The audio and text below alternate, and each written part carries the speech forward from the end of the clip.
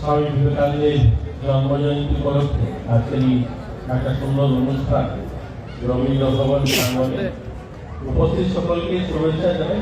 এই নতুন বছর সকলের ভালো কাটুক ঈশ্বরের কাছে প্রার্থনা করি। মঞ্চে উপস্থিত রয়েছেন কে চক্রবর্তী মাননীয় সচিব, উপস্থিত রয়েছেন মাননীয় দীপক মজুমদার জেলা আগরতলা শহরের মেয়র, উপস্থিত রয়েছেন মাননীয় স্টেট ডাইরেক্টর এনআইকে, উপস্থিত রয়েছেন এসডিনা কোর্স ডাইরেক্টর।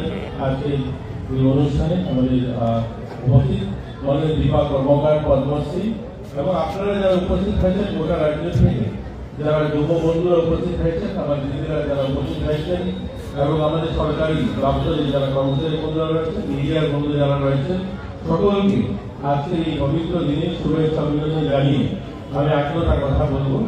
আপনারা সকলেই জানেন যে আজ গোটা ভারতবর্ষে আমাদের ন্যাশনাল ইউথ ফেস্টিভ্যাল মানানো হয়েছে।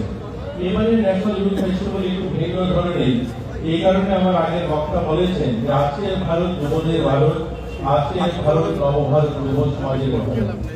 আজকের ভারত আমাদের ভারত, যে ভারতের প্রধানমন্ত্রী যুবদের সঙ্গে কথা বলছে।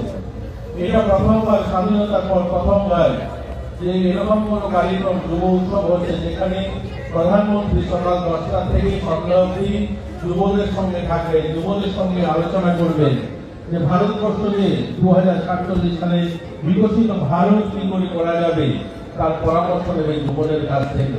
সত্যি গর্ব হয় ওই ভারতের নাগরিক আমরা, যে মহান ভারত, যে ভারত 140 কোটি মানুষের দেশের ভারত, সেই ভারতের যুবদের কাছ থেকে পরামর্শ নিচ্ছেন দেশের প্রধানমন্ত্রী। বলছেন আমি তাদের কাছে শুনতে চাই তাদের স্বপ্নের ভারত কিভাবে হবে, কিভাবে গড়তে যায় তারা।